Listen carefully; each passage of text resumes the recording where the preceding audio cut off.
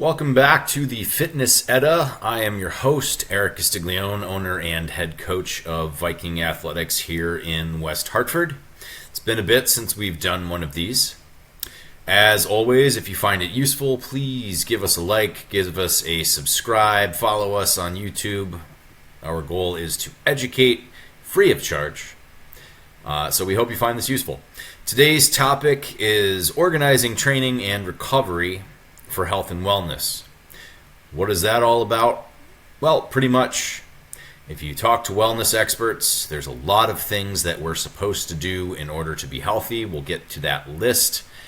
And then we're going to talk about how we can better organize it so that you can get the most possible benefits without giving up because it's such an overwhelming list. So what do we mean here?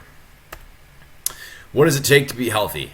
And I'm sure if you're on social media, you've probably seen this list going around. According to wellness experts, in order to be healthy, we need to walk 7,500 plus steps per day. 10,000 seems to be the magic number, but that's more in line for fat loss than for just general health. General health, we're looking at 7,000 to 7,500. We need to strength train 2+ times a week. We need to accumulate 150 minutes of moderately intense cardio per week. We need to prep your meals so that you're not eating out and you're eating good foods. We need to track your intake to make sure that you are eating the right amount of foods. You're supposed to get 10 minutes of sunlight for vitamin D every day, 10 minutes of mobility work every day, drinking half your body weight of ounces in water. And you're supposed to journal and meditate daily. It's exhausting just reading this list. And I've posted about it before. And the idea was just do something. If you've only got 5 minutes, great. Maybe I am going to be outside for 5 minutes, or I'm going to drink a glass of water first thing in the morning.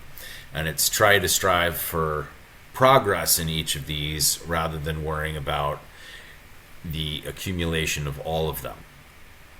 So part of the reason that I wanted to talk about this is I'm constantly dealing now. There have been studies done talking about strength versus conditioning versus strength and conditioning in the same session. Again, our gym is a strength and conditioning gym, and one of our biggest programs is the CrossFit program, and there is a ton of back and forth on the best way to organize a CrossFit class, whether it should be strength plus conditioning, strength only, conditioning only, or what have you. So couple that with general health and wellness, and that's what led to this topic. First, we want to understand when it comes to training, how we adapt the training. And I've gone over this in other videos, but essentially you exist at a baseline state here. You apply some form of stimulus, whether that's exercise, usually that's what we're talking about here, and you end up in a little bit of a degraded state. Your body bounces back stronger. This is what's called supercompensation, and we need to apply that stimulus again, and that will again allow me to go into a degraded state and then bounce back stronger, and you get a waveform that trends upward over time. If I do too much, I get overly degraded into the fatigued state here, and I'm not going to compensate. I'm going to struggle to get back to baseline. That's why we say recovery is important. And if I don't do enough, I don't really get much of an adaptation at all. I also like to think of this. My background is in electrical engineering, and in college I focused on materials science, nanotechnology, and we had what we called state diagrams. The idea here is you have these two discrete states. Anything in between doesn't really matter. So same idea here. I have my current state of abilities. I apply my stimulus, and if it is enough, I'm going to be above my maximum recoverable volume line here, and then I bounce back. My current state goes up, and the amount of tolerance that I have to handle volume increases as well. That's the space in between here, and over time we increase that space. If I go too low, too much work, overly fatigued, I cross this threshold of maximum recoverable volume, and I don't bounce back. So that is how we kind of model adaptation over time. And it is important to note that the maximum recoverable volume here is absolute, whereas your adaptation here is modality specific. So if I am doing both strength and conditioning, I may get a little adaptation in both, but if I'm doing too much total volume, it doesn't matter whether it is running or lifting or a combination of the two. If I exceed my maximum recoverable volume, I'm not going to recover. Where this gets a little bit more important is we talk about interference. Again, going back to my engineering background, you have two waves. If they are in phase with each other, basically the peaks are at the same time, they amplify and we get a bigger wave. That's just another way to illustrate what happens with the interference effect.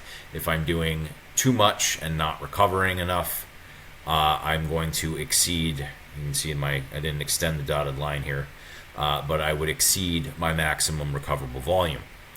So the goal of training different modalities like strength and conditioning is to do so in such a way that I'm going to minimize that interference so I don't exceed my maximum recoverable volume. That's why I wanted to go over these models, is to really explain what all that means.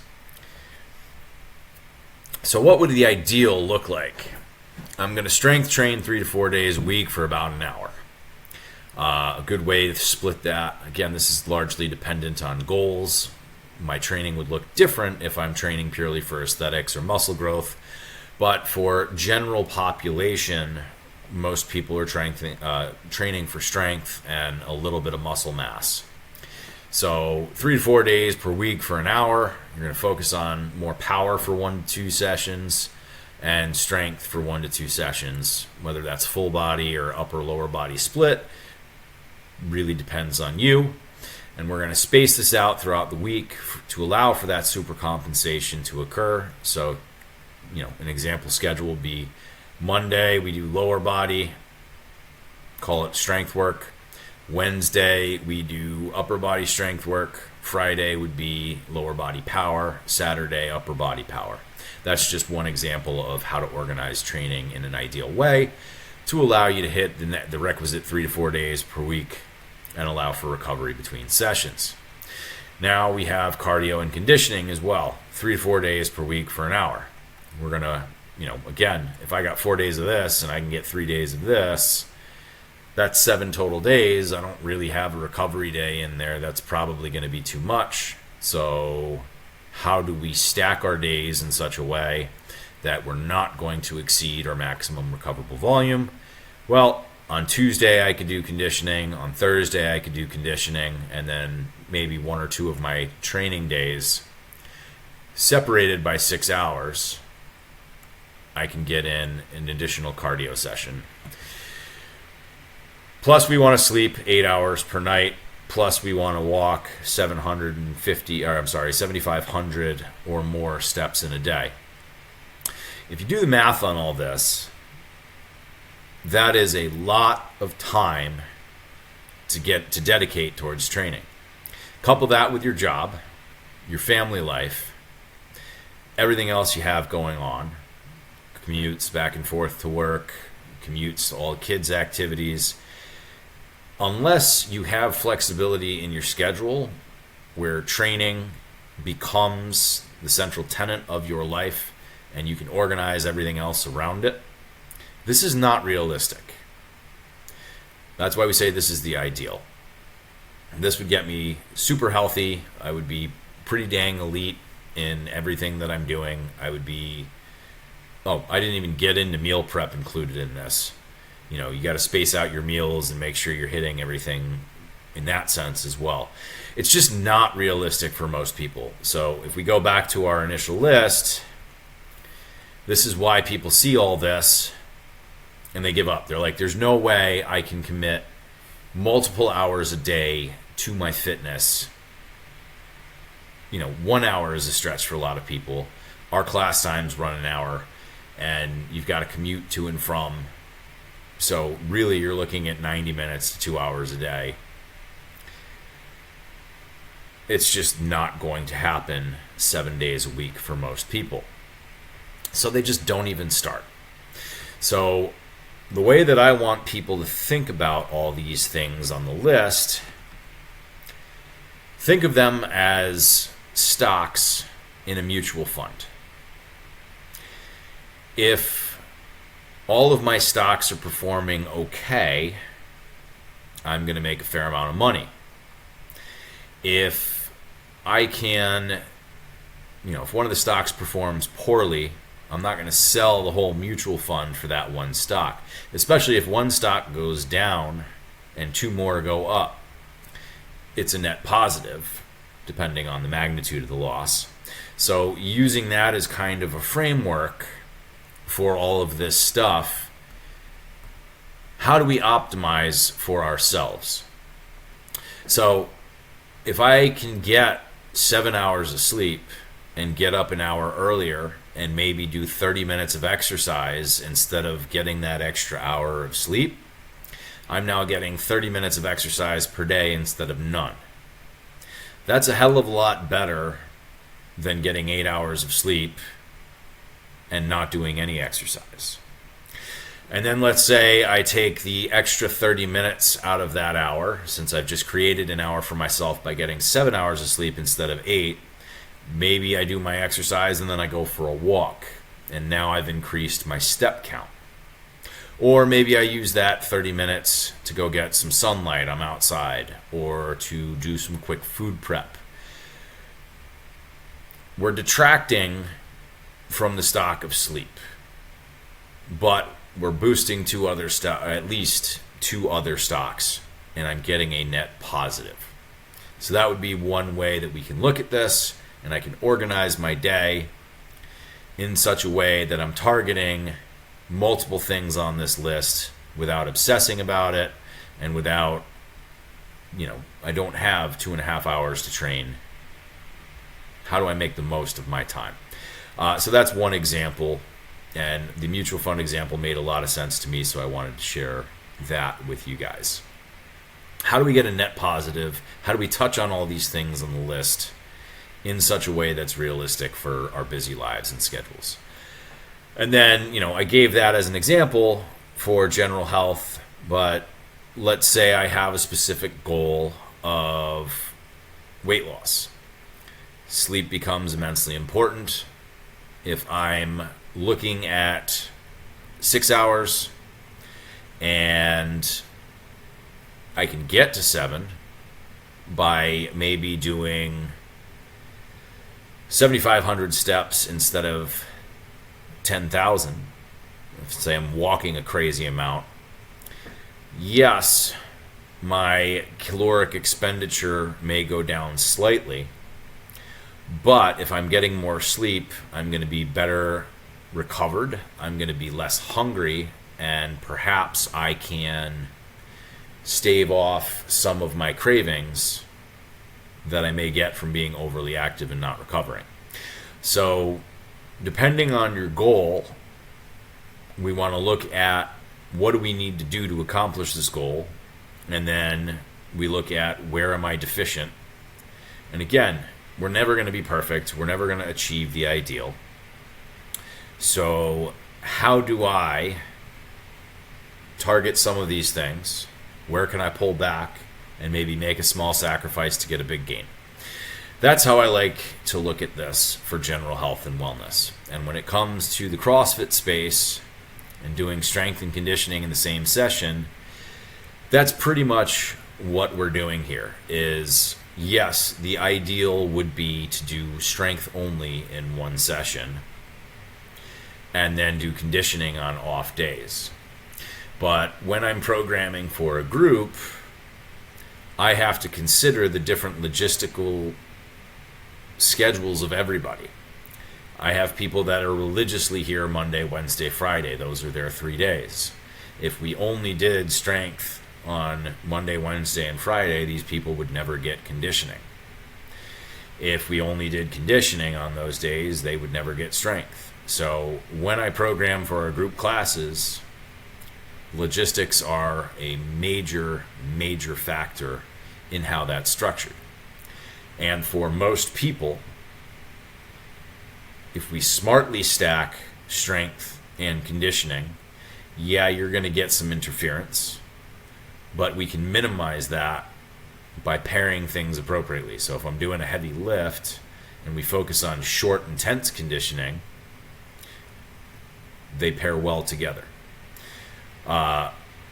We still have conditioning only days when we're doing longer conditioning, and we still have strength only days where we're getting our accessory work in. But for the vast majority of people, if this is where they come to get most of their work in, we have to stack these things so that we're hitting various stimuli. And that's okay to get some interference as long as we're not crossing the maximum recoverable volume. If I were working with a CrossFit Games athlete, again, we get back to the ideal. Their whole schedule is focused around training. They are full-time athletes, they are sponsored athletes, and that is their job. Training is going to look different. Structure is going to look different. For the vast majority of people, we focus on the optimal rather than the ideal based on schedule and what's realistic for them. So, in theory, I can argue ad nauseum about the best way to structure things ideally so that you're able to do everything. But let's be real. If we spent our entire lives focused on health and wellness, we probably wouldn't get any work done. Probably wouldn't be able to provide for our families. And it's just not sustainable long term. So everything is a compromise in order to get the best for the most people. Anyway, that is how I organize programming at the gym. And this is an example of how you can set up your day if you can't make it to the gym so that you get bits of a lot of this and you are good enough on most of these things rather than perfect on one and sacrificing everything else. So focus on the optimal rather than the ideal based on what's realistic for you. If you need help, that's what coaches are for. That's why we're here. Please don't hesitate to reach out. I hope this made sense. I hope it was useful. If so, please give us a like, give us a subscribe, follow us. We're happy to help. We'll keep doing this as long as you keep listening. Until next time, see you guys in the gym.